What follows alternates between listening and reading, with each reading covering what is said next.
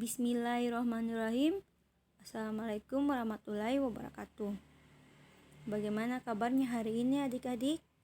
Semoga kita semua senantiasa selalu dalam lindungan Allah Subhanahu wa taala. Nah, langsung saja pertemuan kita kali ini Kakak akan melanjutkan materi yang pernah dibawakan oleh Kakak Lisdayanti. Jadi, di sini Kakak akan menjelaskan tentang bentuk-bentuk perubahan sosial. Bentuk-bentuk perubahan sosial terbagi atas 5 poin, tapi di sini Kakak akan menjelaskan 3 poin saja, diantaranya yaitu 1.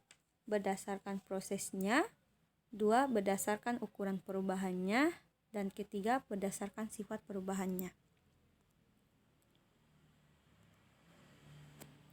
Berdasarkan ukuran perubahannya terbagi atas 2, yaitu perubahan kecil.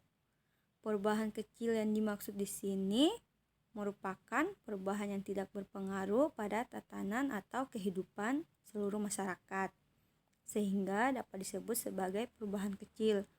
Contohnya seperti perubahan model pakaian dan model rambut. Nah, perubahan model pakaian dan model rambut tidak berpengaruh langsung terhadap kehidupan seluruh masyarakat. Sebagian masyarakat, perubahan tersebut tidak begitu terlalu penting kehidupannya. Hal ini dapat terlihat ketika tidak semua masyarakat mengikuti tren model rambut dan model pakaian.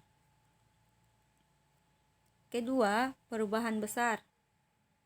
Perubahan besar yang dimaksud di sini yaitu suatu perubahan dikatakan berpengaruh besar jika perubahan tersebut mengakibatkan terjadinya perubahan pada struktur kemasyarakatan, hubungan kerja, sistem mata pencaharian, dan stratifikasi masyarakat. Sebagaimana tampak pada perubahan masyarakat agraris menjadi industrialisasi. Pada perubahan ini memberi pengaruh secara besar-besaran terhadap jumlah kepadatan penduduk di wilayah industri dan mengakibatkan adanya perubahan mata pencaharian. Selanjutnya, berdasarkan prosesnya terbagi atas 2, yaitu 1. Perubahan yang direncanakan. Perubahan yang direncanakan di sini merupakan perubahan yang telah direncanakan melalui program-program kehidupan masyarakat yang lebih baik. Contohnya seperti pendidikan. Karena pendidikan merupakan contoh perubahan yang direncanakan besar oleh pemerintah dalam melakukan perubahan sosial, karena melalui pendidikan diharapkan generasi muda bangsa dapat membangun negeri Indonesia lebih baik. 2. Perubahan yang tidak direncanakan. Perubahan yang tidak direncanakan di sini yang dimaksud merupakan perubahan yang terjadi di luar dugaan masyarakat. Contohnya seperti bencana alam. Bencana alam tidak diinginkan oleh manusia karena terjadi disengaja adanya. Bencana alam mengakibatkan adanya sebuah perubahan karena misalnya kota atau desa terjadi suatu bencana, bangunan-bangunan yang dulu berdiri kokoh menjadi hancur berantakan karena adanya bencana tersebut.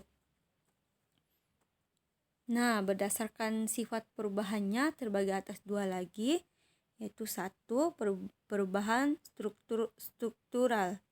Perubahan ini merupakan tantangan di dalam masyarakat dalam suatu institusi.